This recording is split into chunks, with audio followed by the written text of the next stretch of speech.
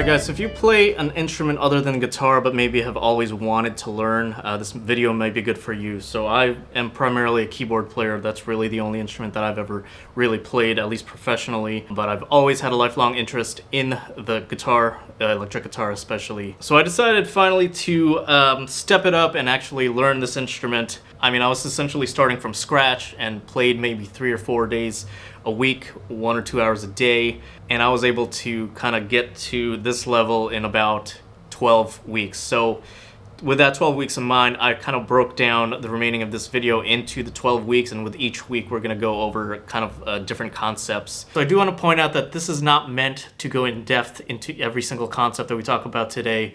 The value of this video, I think, is that it brings together what I feel are the most important kind of concepts and ideas and techniques. So after watching this video, I really encourage you that you dig deeper into each topic that we introduced today. The first week, I really want to talk about just how you hold the instrument, because positioning matters. Everything about the way you hold this instrument, including the pick itself, requires micro adjustments to be able to play it correctly and with good tone.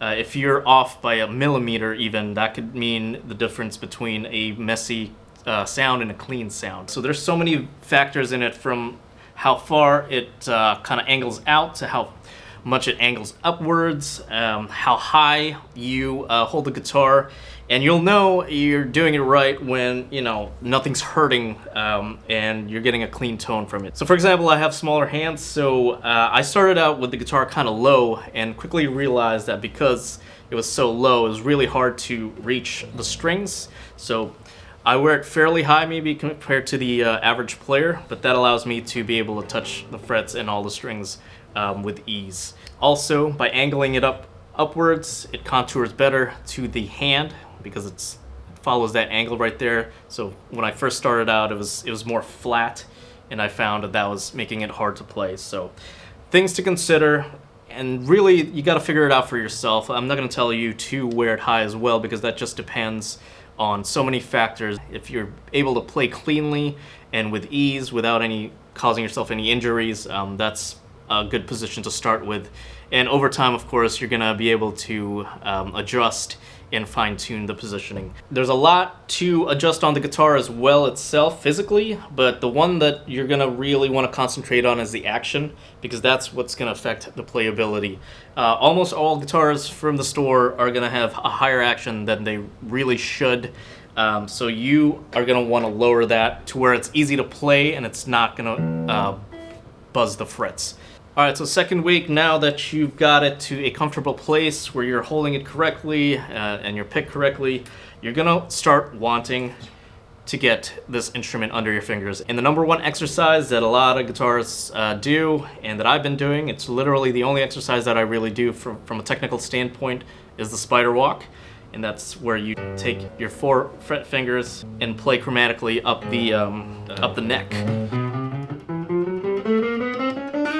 And usually I just do alternate picking, so that's where you go up and down. So basically you go down each string and you just do those 4 chromatic notes for each finger, go down the next string and go higher and higher like that while you alternate pick. Do that, 10-15 minutes before you start practicing every day, and honestly it's all I've ever really done as far as an exercise, and it's good enough for me. Alright, third week, really important. You really want to make sure that you are muting the guitar. So this was one of the struggles that I had early on, but it's really something that you want to nail down, because if you don't, your playing is just going to be super noisy and super messy.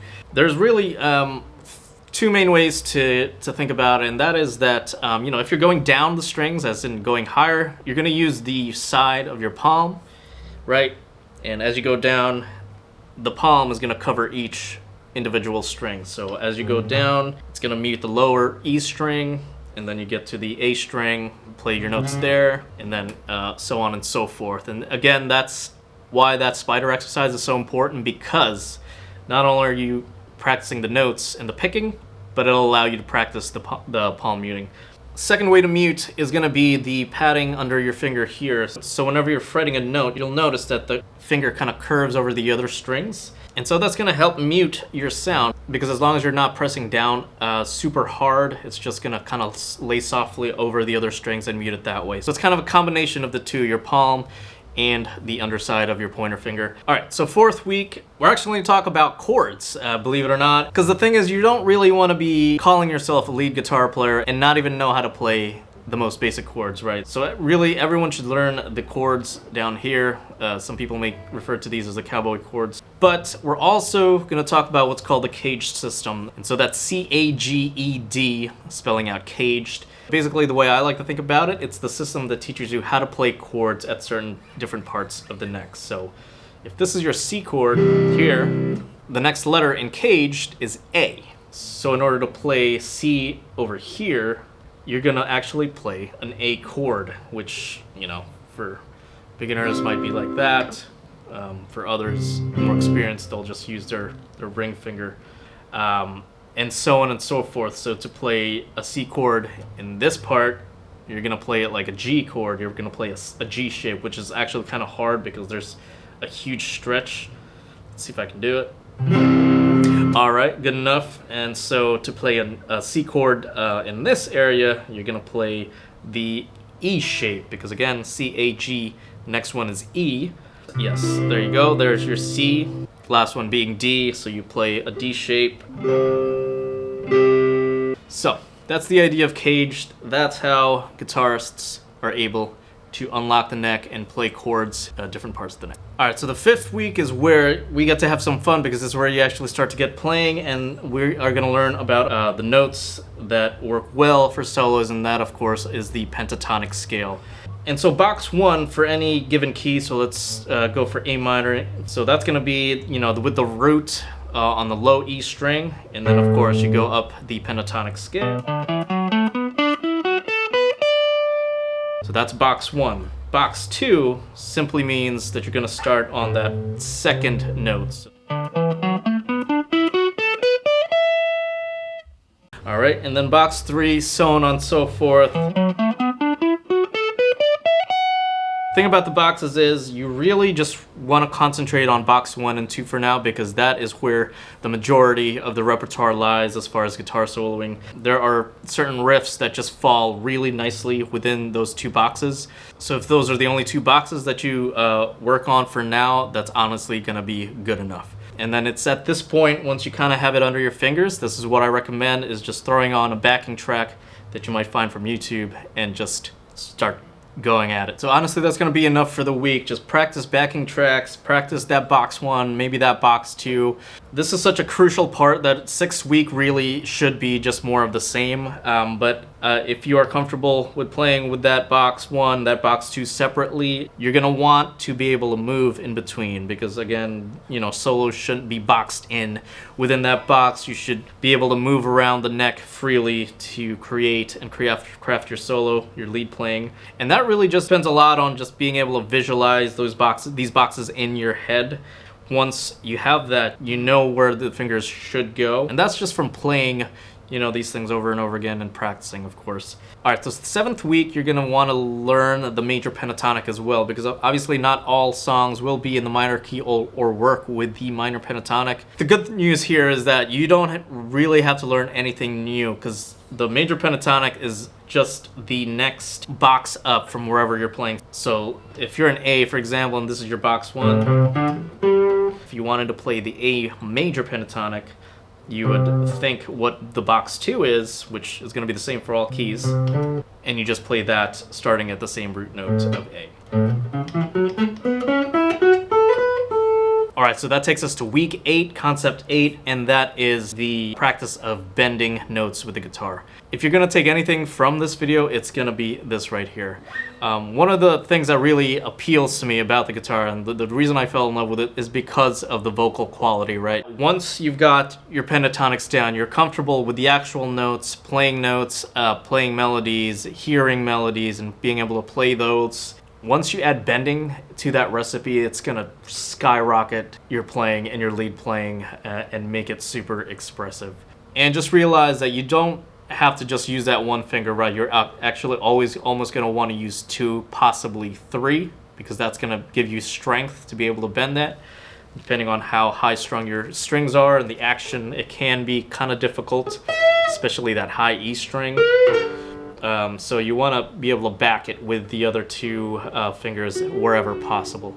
A lot of people will talk about turning the wrist kind of this way. I think it's more of a combination of twisting, using more than one finger, and you almost want to kind of push with the fingers rather than just simply twisting that wrist. You want to do all three of those. What I would recommend is just learning 2 to 3 licks that you really like that incorporate bends, and that's going to make it more fun to practice. One that I'd really like to share with you guys that just you're going to find hearing over and over again in recordings and probably start playing yourself all the time is this riff right here. That's where you bend this one, and then you kind of have your pointer finger here holding down those 2 frets, and then you would just bend that B string to hit that note. So that riff, not possible without bending. That bending makes that riff. Related to that, you also want to work on your sliding, so that's what's going to help with that legato playing. So you can take something that sounds like this, put that slide in there, it just sounds so much better. And then, of course, add vibrato. So vibrato, by the way, should come naturally. When you hear a note like that, you almost always just want to vibrato it. So work on those slides, make that nice and legato. The thing about slides as well is that it's going to be key to helping you transition from box to box, right? So if you're... That's where I just slid from there. And then I can access box 2 down there. So you really want to use that sliding to be able to move seamlessly from box to box. But also, again, just like with bending, it helps to give the you're playing some vocal quality to it. I find that the most helpful slide into a note would be into the 4th. So if we're in B minor here, there's your 4th, right? So you slide backwards into that note. Otherwise it's just... Again, vocal quality, super important, and it's what makes your playing sound good. Alright, so this next tip, this next concept, this next week, whatever you want to call it, when done tastefully, speed, fast runs have an expressive quality to them. My modern heroes in guitar playing are, Kingfish, Eric Gales, people like that. They play fast all the time, but I always find that it is tastefully done. And you do want to get to a point where you're able to do that, because otherwise, there's nothing wrong with playing BB King style all the time. But if you're anything like me, there's fast runs that I'd like to play to be able to express a certain emotion or whatnot. And so that's where the 10th week comes in. This is where you start to kind of work on speed, and with that speed comes another vital guitar technique, 2 of them actually, and that's the hammer-ons and pull-offs. When you start playing fast, those are going to be crucial, because that's what's going to allow you to be able to play fast and play legato, because at fast speeds, picking is going to slow you down. Picking every single note, it's possible, of course, but is it economical? No, and it it has that certain just like picking sound. But if you just want something more legato, that's where hammer-ons and pull-offs come into place. All right, so for the 11th week, I want to talk about something that's called double stops, and that's just a fancy name for when you're playing 2 or more notes. And the reason we want to do this is that it's the same thing where in piano, so when you're doing stuff like this, you're playing 2 notes at the same time. If you were just to play the single note, it wouldn't sound as good. Right, so it just sounds thin. Same idea with guitar. Wherever you can, play those double stops. It really thickens up the sound and just makes it sound more powerful, more sophisticated. And if you look at the boxes, the pentatonic boxes, there's a really easy way of kind of figuring out where and which notes you could play as double stop. And that's really just with any string that would have 2 notes right on top of each other. So you can play double stops where you kind of hold your finger over those 2 frets, 2 strings, and And there you go, play those two notes at the same time. It just, you can even hear just how powerful that is. And that's kind of getting into more of like a rhythm guitar concept, but you can put that into your playing. So if you have an idea, let's say, I'm gonna stand up for this, but if you have an idea, right, like that, you can play that single line, or you can play, just see how much powerful that is, see how much more thick, and it just sounds better in my opinion. All right guys, so the 12th week, this is really where you kind of want to start challenging yourself to be able to play more melodically, because again, you don't want to be stuck in that box the whole time. This honestly is going to take some time. This is something that I still need to work on, but once you get it, you know, that's where you're going to be able to really craft solos that come from your head instead of from your fingers. Now, in an ideal world, you'd be able to just memorize all these notes, and that would help you kind of craft your solo right, because then you know exactly where to go. You just use your ears and guide your fingers to the right note. But one tip that has helped me is, instead of learning the notes, is actually just learning intervals and learning the visuals of those intervals. So let's say, for example, in my solo, I want to play a note and then the fifth above that. Over time, I've learned that to play a fifth, that's going to be the string higher, so string down physically, and then 2 frets over. So you really start to try and incorporate that into your practicing, getting those visuals down, learning to connect the intervals with those to be able to craft more melodic solos. That's something that's gonna, you know, take a lifetime. But that's coming from a guy that's only been playing for 12 weeks, so hopefully this helps you in your journey. I really think these are the fundamental concepts that you want to really kind of concentrate on to be able to jumpstart your playing or your lead playing specifically. Thanks for watching. Please do subscribe to this channel. We talk about a whole lot of music stuff from all different genres, and now from all different instruments. So thanks for watching, and I'll see you next time.